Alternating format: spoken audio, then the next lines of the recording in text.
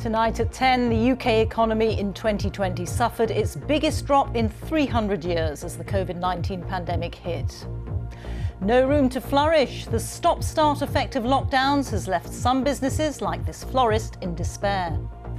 If my weddings keep postponing, if they start cancelling, I don't think I'll be here 2022.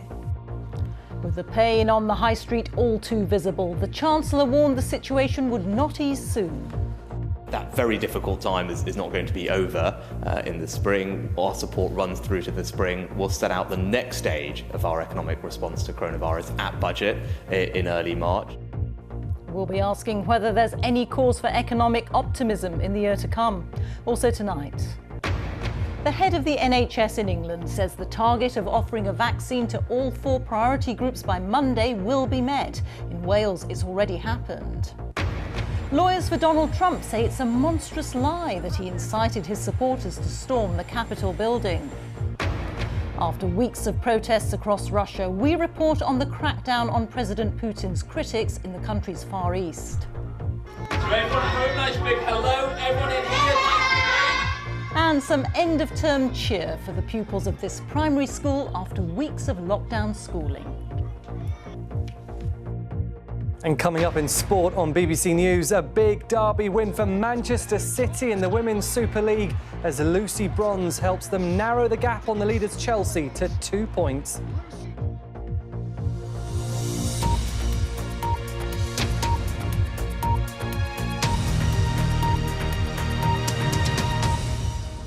Good evening. The impact of the coronavirus pandemic on the country's finances was laid bare today. As official figures show, the economy saw its biggest drop since extreme weather wrecked economic activity 300 years ago. The Office for National Statistics said that in 2020, the total value of goods and services produced in the UK, known as GDP, fell by 9.9%. There was growth of 1% in the last 3 months of the year, which means the UK isn't technically now in recession. But with lockdown expected to stay in place until early spring, experts say the hit to the economy will continue at least until the effects of the vaccination programme kick in. Here's our economics editor, Faisal Islam. Cupid's arrows being felt rather less than normal at what should be a bumper time for florists such as Susan in Stevenage. It caps the toughest of years. I'm not even going to do Valentine's Day. I can't pre-order hundreds of roses and then not sell. It's been a really hard year. I've just had to sit and watch my weddings one by one, postponed to the following year. What am I going to do if I can't do this? And if my weddings keep postponing, if they start cancelling, I don't think I'll be here 2022. Susan's just one of the stories that made 2020 the wrong sort of economic history, even compared to other large shocks, depressions and wars. Last year, the worst on record, in fact, in over 3 centuries. What's clear is right now, many families and businesses are experiencing hardship. That's why we've put in place a comprehensive plan for jobs to support people through this crisis, and we will set out the next stage of our economic response at our budget in early March. The pandemic and the shutdowns did hit a UK economy dependent on services more than other nations. We've had the worst death toll of any European country, but we've also had that worst economic crisis of any major economy as well. We really need public spending to be directed into the right places, not have this level of waste and mismanagement of public funds. This afternoon, the Chancellor chaired a meeting of the biggest economy's finance ministers, the G7. Different ways of measuring health and education explain some of the UK underperformance here. So the numbers for 2020 as a whole, understandably stark, but that's history now. What matters is what's happening in the economy right now. And you can build a picture with alternative statistics on road traffic, for example, down 47% for cars on the same period last year. Online job adverts, they're down around a fifth. Number of people on the high street, the footfall, well, that's down 2/3 across the United Kingdom, with London, the East Midlands and Scotland the hardest hit. But not all of that spending has gone. The Bank of England's internal credit card and debit card data show a fall of 24% in sales, with much shifting online. On the high street here in Stevenage, Brian's record shop has tried to shift online with help from government support and an understanding landlord. How much longer can you put up with this? We're 60% down on our overall revenue for the shop. I mean, at least for us, we don't have to throw away our stock. You know, people will come back and that stuff will have the same value. So I think in retail terms, we're better off than pubs and restaurants. I think the pubs and restaurants in the Old Town have been badly hit. The vaccine rollout and eventual lifting of restrictions should lead to an economic bounce back from the 2020 pain. 2021 could yet be a rather better sounding record. Well, Faisal is with me now. Just on that point, Faisal, is the picture likely to get any rosier this year? Well, a fall of this historic magnitude is always going to have implications for years to come. But it is also history. It reflects what happened last year in 2020. It reflects what viewers will have seen in their high streets and in their offices during the peak of the lockdown. But I think going forward, it clearly depends on two balancing acts for the government. The balancing act over lifting restrictions, and we expect the Prime Minister to make an announcement on that in the final week of February on the road out of the restrictions, and it may take weeks or months in a phased way. And then the week after that, at the budget in early March, the Chancellor will have the balancing act of how much support to offer to the economy for jobs and also for business cash flow, how to keep that going, but also balancing that with what he told me was the need to be open and honest with the public about some of the measures required to rein in the record level of borrowing. So that will mean in the immediate year that support will continue, that there'll be money put into the economy, but going on from that in years to come, some forms of tax rise, perhaps green taxes, online taxes, freezing of the income tax thresholds. But the hope is, if they can get this sequenced right, that you could see quite a rapid recovery in the second half of 2021. Faisal, thank you. Our economics editor Faisal Islam there. The latest survey on COVID-19 infection rates from the Office for National Statistics shows that they continue to fall across the UK. In England, the number of people testing positive in the week ending February the 6th has fallen to 1 in 80. That's down from 1 in 65 the week before. In Wales, the number has fallen to 1 in 85. In Northern Ireland, it's also down to around 1 in 75 people.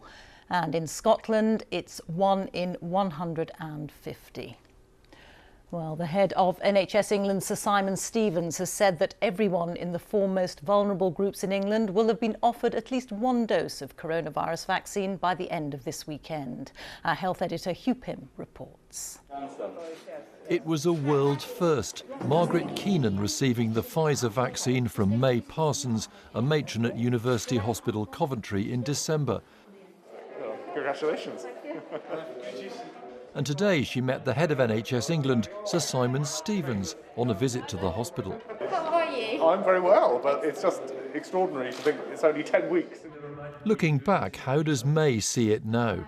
The beacon of hope for me, that's how I looked at it, and I think that little light is growing bigger and bigger as we go along to the vaccination programme. It feels like as if, finally we can see the reality of the new future.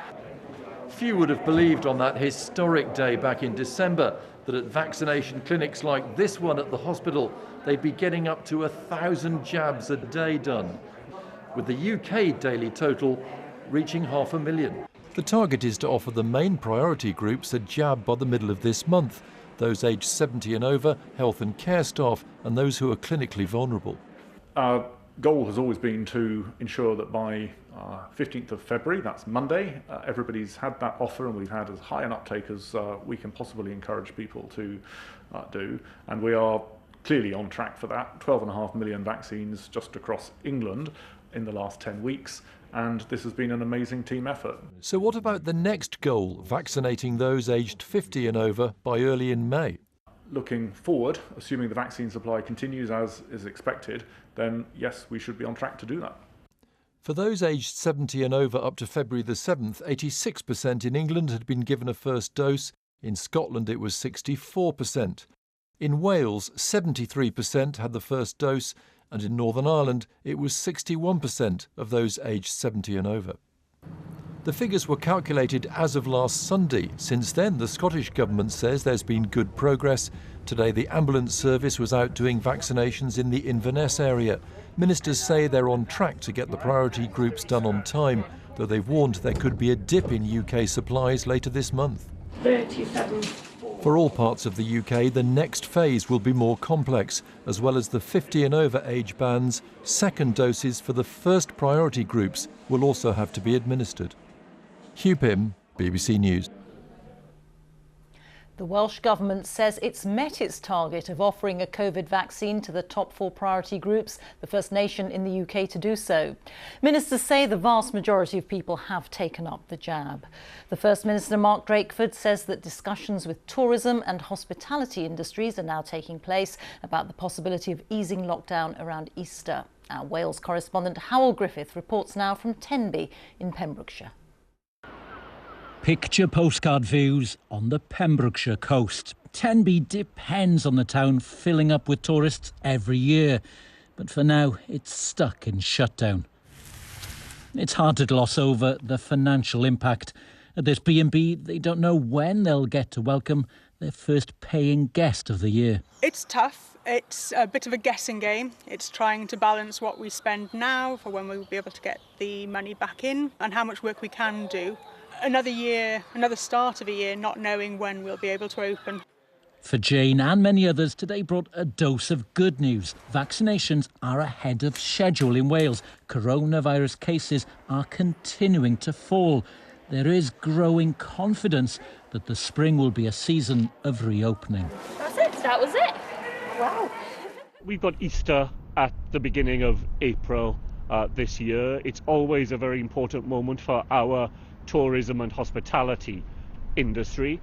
We are talking with them about what might be possible around the Easter period. As with any long-range forecast, there are plenty of ifs and maybes. Progress could quickly be blown off course.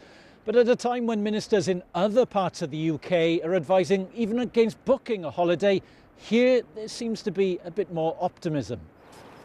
If it's spring or summer, at home or abroad, any holidays this year will still need to be socially distanced. Restrictions won't just melt away as we start a long goodbye to the pandemic. Howell Griffith, BBC News. The latest government figures show that there were 15,144 new infections recorded in the latest 24-hour period. An average of 14,604 new cases were recorded per day in the last week. The number of people in hospital with coronavirus across the UK has fallen to just over 24,000. In the last 24 hours, 758 deaths have been recorded. That's people who died within 28 days of a positive COVID test. 718 deaths were announced on average every day in the past week. The total number is now 116,287. As for the vaccination programme, more than 500,000 people had a first dose of one of the 3 approved COVID-19 vaccines in the latest 24-hour period. So more than 14 million people have now had their first jab. Well, I'm joined by our health editor, Hugh Pym. Hugh, there is positive news on the vaccine programme and also on the prevalence of the virus. But what is this going to mean for easing restrictions? Well, Rita, 2 senior figures in government circles today have both used the expression good news in reaction to the data, and we haven't heard that sort of thing for a little while now. They're particularly relieved about the ONS measure of infections. It's a broader measure than the daily reported case numbers because it takes in people who don't know they've got the virus and are asymptomatic. They're picked up in random testing. There's relief that that measure is falling. The R number, the top end of the range, is now 0.9, below 1 for the first time since July. Anything above 1 suggests the virus is accelerating. So in terms of restrictions, health officials say if the current trajectory for cases carries on as it is now, we will get down to lower numbers, much lower numbers, and that is the moment when you can start easing, though it has to be done in stages. One at a time, then assess how it's going, and then the next one. And there is a warning that social distancing, wearing face coverings, may well have to continue for a little while, maybe right through until the winter. The Health Secretary, Matt Hancock, has said, in his words, the plan is working, but we're a long way off getting this sorted. He has told the Daily Telegraph, though, in an interview, that the way things are going, COVID-19 should be a treatable disease by the end of this year. OK, Hugh, thank you. Hugh Pym there. The government has been defending its hotel quarantine plans for people coming into England from high-risk countries. The policy comes into force on Monday, and people will have to pay £1,750 to quarantine in a hotel for 10 days. Those failing to comply with the rules will face fines of up to £10,000. But there has been concern that the system is not as strict as those in place elsewhere in the world, as David Shukman reports.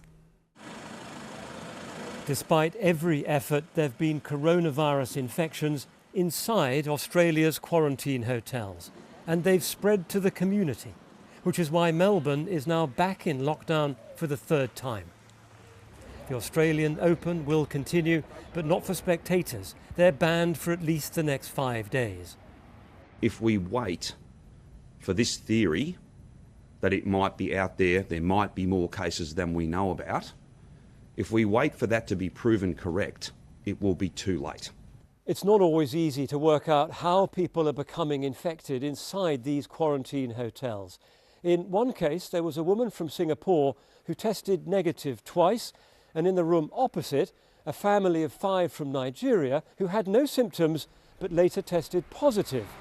It's thought that they opened their doors at the same time to collect their meals, and it's suggested that there was so much virus in the air in the family's room that it was able to flow across the corridor. All we know is that the woman became infected with the same variant of the virus that the family had, and that was proved by genetic testing. Now, British hotels like these are about to start a quarantine system, and the government says they will be COVID secure. So given the risks, how does Australia's policy compare with what's planned for England? We're waiting to hear from Scotland, Wales and Northern Ireland. Are people allowed to leave their rooms? No in Australia, but yes here for exercise, though not to smoke. Are hotel staff tested? Yes, every day in Australia. It is planned here, but the scheme is still being developed. And what about protection? In the state of Victoria, they're using high-grade masks. Here, it'll be thinner surgical ones. The government says its measures will be effective. If someone travels in from a red list country, they will be escorted with security guards to a government facilitated hotel. They will be required to stay in that room with the occasional gulps of fresh air that you've referred to, but they're required to stay in that room for 10 days. But many scientists are wondering if the quarantine system will be tough enough to keep new variants out of the country. Australia is struggling with the virus in its hotels, and it will be a challenge here. David Shukman, BBC News. On the fourth day of Donald Trump's impeachment trial, the former president's defence team has just finished making its case. His lawyers argued that the charge that he incited the deadly riot at the Capitol building in January was a monstrous lie, and that he was exercising his freedom of speech in declaring the outcome of the presidential election fraudulent. From Washington, our North America editor John Sopel reports. Much of this impeachment trial has turned on one section of Donald Trump's speech before an angry crowd on January the 6th. We fight like hell, and if you don't fight like hell, you're not going to have a country anymore. Begin the presentation of the case for the former president. The Trump defense team, though, aren't in the least bit defensive. Good afternoon, Senators. This is ordinary political knockabout, they say, and produced their own campaign-style video to highlight how Democrats use the exact same language. Does one of us have to come out alive? Fight that fight. We have been fighting. I was fighting very hard. Time is of the essence, both in terms of the fight. I think we should be fighting. Fighting for a policy, though, isn't quite the same as urging your supporters to go and march on the Capitol, with the consequences that followed. And over the course of this week, we've seen new and disturbing video. The then Vice President, Mike Pence, being rushed to safety by his Secret Service detail as Congress is being overrun. The Republican Senator, Mitt Romney, his life potentially saved by a policeman telling him to go the other way. And the Trump-supporting mob menacingly searching for the Speaker, Nancy Pelosi. Where are you, Nancy? We're looking for you! The central claim of the Trump defence team is that it's preposterous to suggest he incited the insurrection. More importantly, they're seeking to argue it's unconstitutional to impeach someone who's already left office. And his lawyers are making what sound like highly political speeches. This unprecedented effort is not about Democrats opposing political violence. It is about Democrats trying to disqualify their political opposition. It is constitutional cancel culture. Donald Trump has spent much of this week playing golf in Florida, but Republican support is fracturing.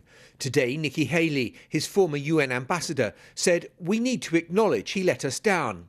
He went down a path he shouldn't have, and we shouldn't have followed him, and we shouldn't have listened to him, and we can't let that ever happen again." The chances are overwhelmingly that Donald Trump will be acquitted. But it's now not just the United States that's divided, it's the Republican Party too. Meanwhile, at the White House, the new President and First Lady are getting ready for Valentine's Day. Healing, unity, compassion. Noble sentiments, but it doesn't feel there's a whole lot of love in the air. Well, it looks like we're not going to have to wait until Valentine's Day to get a verdict in this. It could come as soon as tomorrow. There's a question and answer session taking place now. Now, one of the Republican senators who it was thought might vote to convict has been photographed with a statement in his hand which said that Donald Trump certainly contributed to the environment of the violence, but can't be held responsible. It looks like the Republican Party is getting ready to forgive Donald Trump for this, but probably not forget. Rita. John, thank you very much. John Sopel there. The Kremlin dissident Alexei Navalny has been back in court today in Moscow, this time accused of defaming a World War II veteran. He's already been sentenced to more than 2.5 years in prison in a separate case, a sentence that has sparked outrage and protests across the country. But the Kremlin seems determined to put a stop to them. In recent weeks, police have been targeting opposition activists across Russia. Our Moscow correspondent Steve Rosenberg travelled more than 4,000 miles east to the capital of Vladivostok to see how critics of the Kremlin there are being put under pressure. What do you find at the end of Russia, where the Pacific turns to ice? At first, Russia here feels frozen in time, no hint of spring. But in Vladivostok, there are signs that something is changing. Last month, thousands here risked arrest to protest in support of jailed opposition leader Alexei Navalny. There were rallies across Russia, but there is no political thaw. The Kremlin calls the protests illegal, and it's cracking down. Blogger Gennady Shulga had live-streamed one of the protests. A few days ago, police raided his flat and pinned him to the floor. The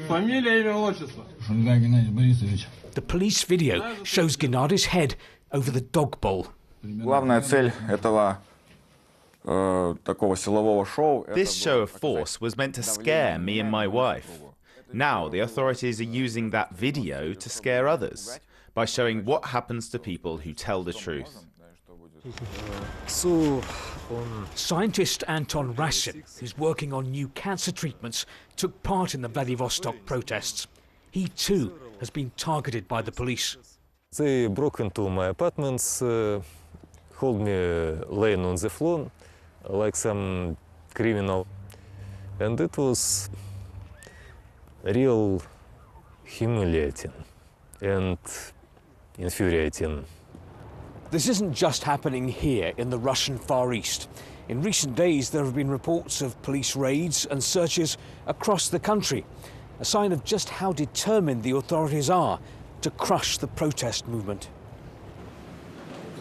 In Moscow, Alexei Navalny was back in the dock, accused of defaming a World War II veteran.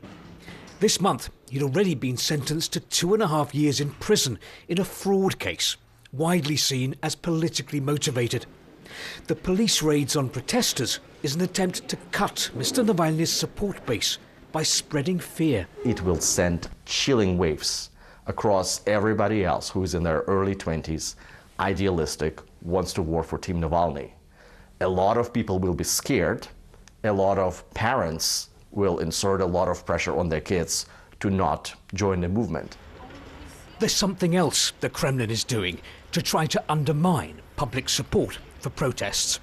It's telling Russians through the state media that Mr. Navalny is an agent of the West. And some people are believing it. He's carrying out the West's instructions, Galina says. We all know it's the West pulling Navalny's strings, Yulia tells me. And as for Navalny being poisoned, he probably poisoned himself. Where is this taking Russia? With blame the West, the official narrative, there's little chance of a thaw in relations with America and Europe. Russia is facing the prospect of growing isolation. Steve Rosenberg, BBC News, Vladivostok.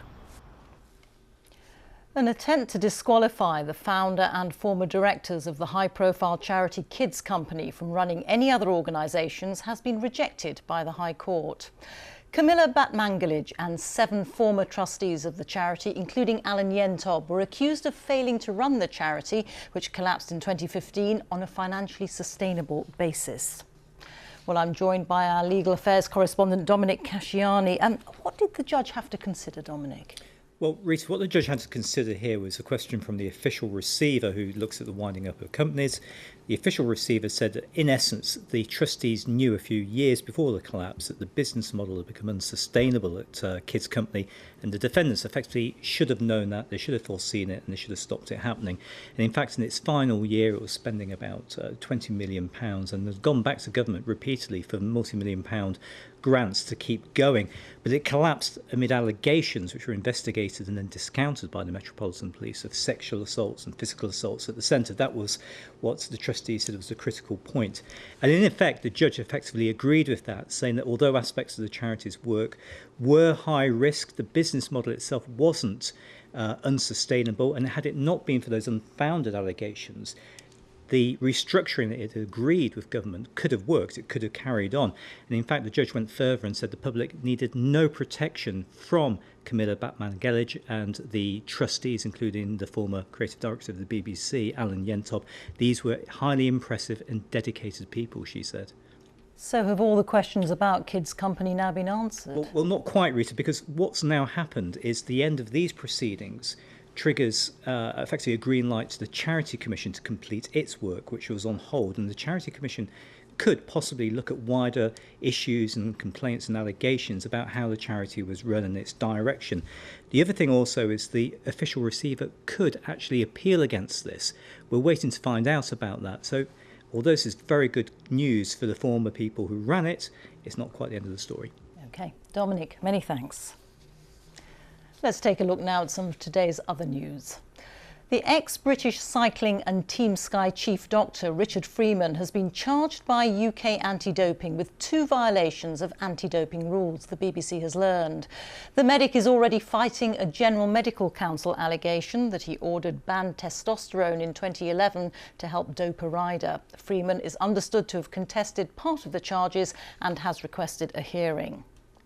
The security service MI5 had intelligence suggesting the fishmonger's Hall killer, Usman Khan, might have been planning an attack before he was released from jail, a court has heard.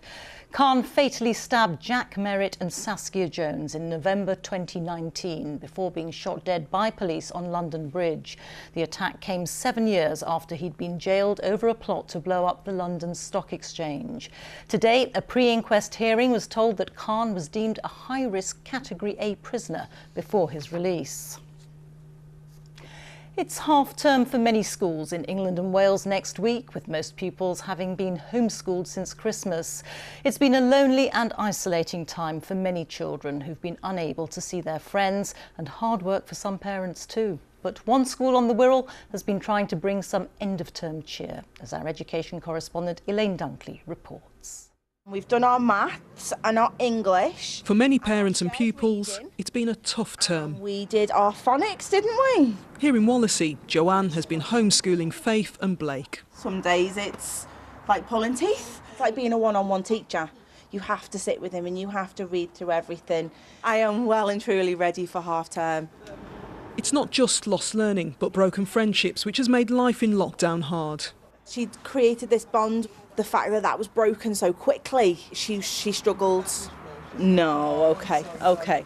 This is a really tough job, and we're really proud of your efforts with that. For Joanne, a day of online learning followed by a virtual parents' evening. You are doing what you are not paid to do. The head teacher at Egremont Primary has a surprise, an end-of-term party to say thank you to parents. Get dressed up. Let's give you yourselves a little clap. We're eating our food right now, and we're having a party, and we're dancing to music. The children of critical workers and those classed as vulnerable are in school. Party bags have been sent to children's homes, and it's a chance for all families to celebrate. It would be amazing to have them all together, and only time will tell whether that's going to be the case.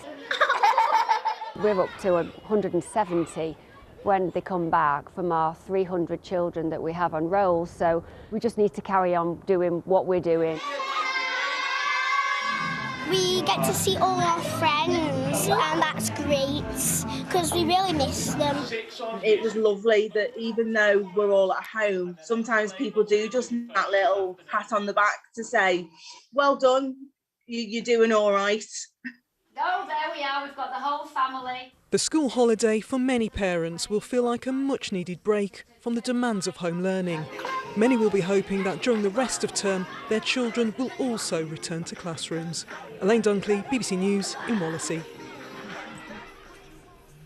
That's it from us. Now on BBC One, it's time for the news where you are. Have a very good night. Bye-bye.